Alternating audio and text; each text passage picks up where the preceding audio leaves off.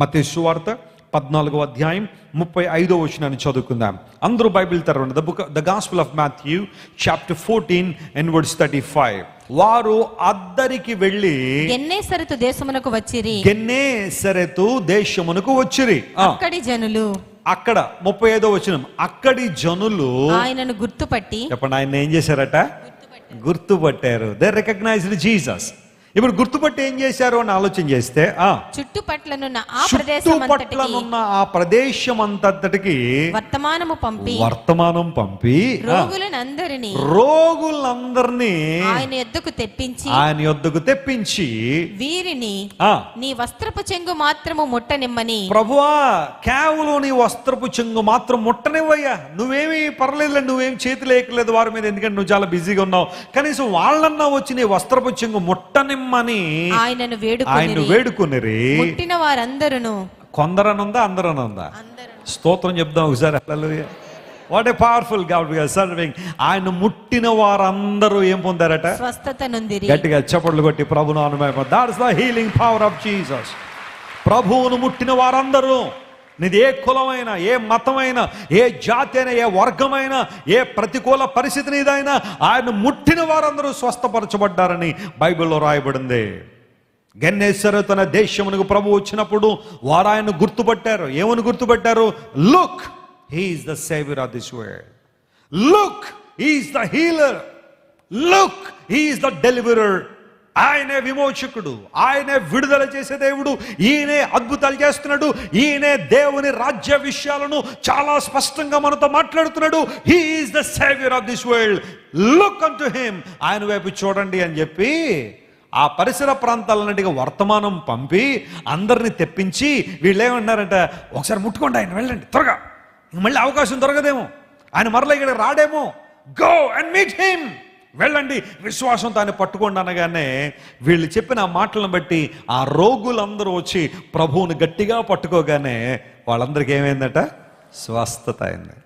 మనం అనుకుంటాం యూజువల్గా యేసు ప్రభు వస్త్రపు చెంగు ముట్టుకొని స్వస్థత పొందింది ఎవరు అనుకుంటాం? రక్తస్రావ రోగం స్పెసిఫిక్గా మెన్షన్ చేయబడింది మార్కు సువార్త 5వ అధ్యాయంలో. అయితే ఈ వచనాన్ని ఆధారం చేసుకుంటే రక్తస్రావ రోగంతో బాధపడిన స్త్రీ మాత్రమే కాదు, యేసు ప్రభు వస్త్రపు చెంగు ముట్టుకున్న వారందరూ ఏమయ్యారు? స్వస్థత పొందారు. ఏంటి ఆ వస్త్రపు చెంగులో ఉన్న మహత్యం ఏంటి అసలు? యేసు ప్రభు ధరించిన ఆ వస్త్రాల్లో ఆ కార్నర్లో ఆ వస్త్రపు చెంగు అంటే, ఆ చెంగు అంటే అర్థం ఏంటి? ఆ కార్నర్ కదా. ఆ కార్నర్ పట్టుకోవడంలో ఎందుకు అద్భుతాలు జరుగుతున్నాయి? చాలాసార్లు చెప్పాను మీకు, మళ్ళీ చెప్తాను వినండి.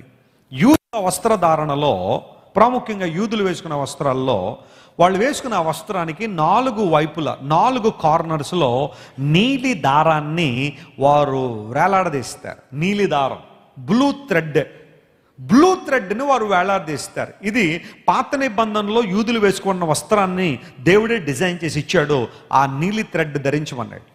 అయితే మొదటి శతాబ్ద కాలంలో శాస్త్రులు, పరిసయ్యులు, సద్దూకయ్యులు, బహుశా ఇలాంటి వాళ్ళందరూ కూడా సమాజంలో ఉన్న వ్యక్తులందరికంటే మేము చాలా గొప్పవాళ్ళము, మేము చాలా ఉన్నతమైన వారము అని అనిపించుకోవడానికి వీలుగా వారు ఏం చేశారు?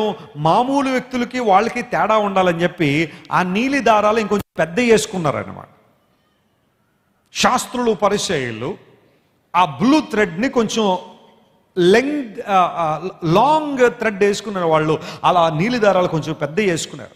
అప్పుడు చూడగానే అమ్మో వీళ్ళెవరో చాలా గొప్పవాళ్ళలాగా ఉన్నారు, లేదా చాలా ఉన్నతమైన వ్యక్తులు అన్నట్టుగా ప్రజలు గుర్తించాలన్నట్టుగా నీలి దారాలు వేసుకుని తిరిగేవారు. అయితే యేసు ప్రభు వారు ఈ లోకానికి వచ్చినప్పుడు ఆయన యూదులుగానే వచ్చాడు కాబట్టి, ఆయన యూదుడుగా ఆయన కూడా వేసుకున్న వస్త్రపు చెంగు ఆ వెనుక ఆ నీలి దారాలు ఉన్నప్పుడు ఈ రక్తస్రావంతో ఉన్న స్త్రీ కావచ్చు, లేదా ఈ వచనం ప్రకారం ఉన్న వ్యక్తులందరూ కావచ్చు, ఆయన దగ్గరికి వచ్చి ఆ థ్రెడ్ను పట్టుకోవడంలో ఉద్దేశం చదివితే యెహెజ్కేలు గ్రంథం 1వ అధ్యాయంలో దేవుడు కూర్చున్న సింహాసనపు రంగు కూడా బ్లూ కలర్ అని అందులో ఉంటుంది. అంటే దాని అర్థం ఏంటి అంటే ఆయన అందరికంటే ఉన్నతమైన వాడని. ఇప్పుడు ఈ రక్తస్రావ రోగం కలిగిన స్త్రీ కావచ్చు, లేదా ఆయన వస్త్రపు చెంగు ముట్టుకున్న వాళ్ళందరూ వచ్చి యేసుక్రీస్తు ప్రభు వస్త్రానికి ఉన్న కార్నర్ని టచ్ చేయడం వలన వాళ్ళు ఒప్పుకున్న సత్యం ఏంటంటే, వాళ్ళు కన్ఫెస్ చేసింది ఏంటి అంటే, వాళ్ళు అడ్మిట్ చేసింది ఏంటంటే, వారు ఒప్పుకోలు ఏంటంటే, దేవా ప్రభు అని యేసయ్య నిన్ను మించిన వారు భూమి మీద లేరు అని. గట్టిగా చప్పట్లు కొట్టి దేవుని అన్మయంపరచండి. అది హృదయంలో విశ్వసించి వచ్చారు ప్రభు దగ్గర. బహుశా యేసు ప్రభు వస్త్రపు చెంగును బహుశా చాలామంది ముట్టుకుని ఉండొచ్చు, కానీ వీళ్ళు ఆ ఉద్దేశంతో ప్రభువును పట్టుకున్నారు కాబట్టి, ఆ నమ్మికతో ప్రభు దగ్గరికి వచ్చారు కాబట్టి వారి జీవితంలో ఏం జరిగాయి? అద్భుతాలు జరిగాయి. When you come to the lord, నువ్వు దేవుని దగ్గరికి వచ్చినప్పుడు, యేసుక్రీస్తు ప్రభువుని ఆరాధన చేస్తున్నప్పుడు, ఆయన స్తుతిస్తున్నప్పుడు, ఆయన గురించిన అనుభవాలు నీ జీవితంలో ఏంటి?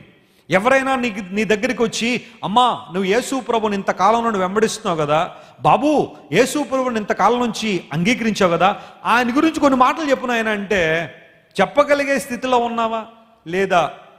ఇలాంటి ప్రశ్నలు మమ్మల్ని అడగండి. వెస్లీ గారు ఉంటారు, అక్కడ వెళ్ళి ఆయన అడగండి, ఆయన చెప్తాడు.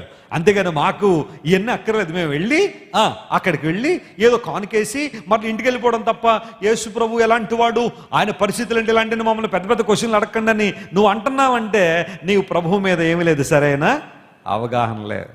షోలమితను అడిగారు ఒక రోజున, అమ్మా నోరు తెరిస్తే నా ప్రియుడు అంటున్నావు, నోరు తెరిస్తే మై బిలవడ్ అంటున్నావు, ఏంటి ఆయనలో ఉన్న గొప్పతనం ఏంటి? నీ ప్రియునిలో ఉన్న విశేషం ఏమైంది? వేరు ప్రియుని కన్నా నీ ప్రియునిలో ఉన్న విశేషం ఏమనంటే, మీరు ఇంటికి వెళ్ళిన తర్వాత పరమగీతల గ్రంథం 5వ అధ్యాయం చదవండి, చివరి భాగాలన్నీ కూడా ఆమె చెబుతా తన ప్రియుని గురించి మామూలుగా చెప్పలేదక్క.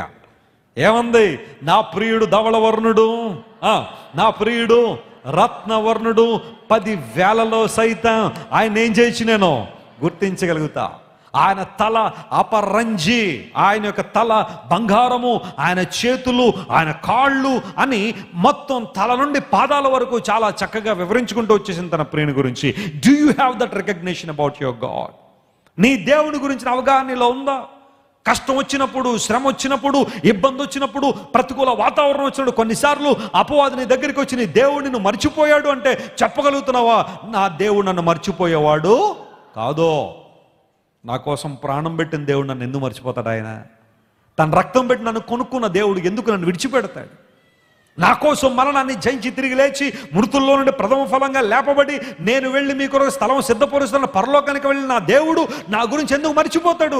నెవర్! ఆయన ఎప్పుడు నన్ను మర్చిపోయే దేవుడు కాదు ఆయన. కొన్నిసార్లు ఏదైనా అవమానం రాగానే, నిందలు రాగానే మనలో ఇలాంటి అనుభవాలే, నేను ఏమన్నా తప్పుడు నిర్ణయం తీసుకున్నానేమో యేసు ప్రభు దగ్గరికి వచ్చి. కొంతమంది ఏదో ఆశించి ప్రభు దగ్గరికి వస్తారు, ఉద్యోగం కోసమో, లేకపోతే ఒక గర్భఫలం కోసమో, లేకపోతే పిల్లల భవిష్యత్తు కోసం ఏదో ఆశించి ప్రభు దగ్గరికి వస్తారు. కొంచెం ఆలస్యం అయితే చెప్పండి ఏం తీసుకుంటారు? మళ్ళీ వాళ్ళు యూటర్న్, రాంగ్ డెసిషన్ తీసుకుంటా ఉంటారు. మీరు ఇంతవరకు విన్న దైవ సందేశం మరియు దేవుని సేవకులు చేసిన ప్రార్థన మీకు ఆశీర్వాదకరంగా ఉన్నదని విశ్వసించుచున్నాము. ఈ సందేశాన్ని మీ స్నేహితులకు, బంధువులకు షేర్ చేయండి. మీకు ఏదైనా ప్రార్థన అవసరత ఉన్నచో మా ఫోన్ నంబర్లకు కాల్ చేయండి. దేవుడు మిమ్మల్ని ప్రేరేపిస్తే విశ్వాసంతో సాగుచున్న ఈ పరిచర్యను ప్రోత్సహించండి. మరిన్ని వర్తమానాలు, పాటలు వినుటకు జాన్ వెస్లీ మినిస్ట్రీస్ అను మా యూట్యూబ్ ఛానల్ను సబ్స్క్రైబ్ చేసుకొనండి. ప్రభువైన యేసుక్రీస్తు కృప మీకు తోడైండును గాక.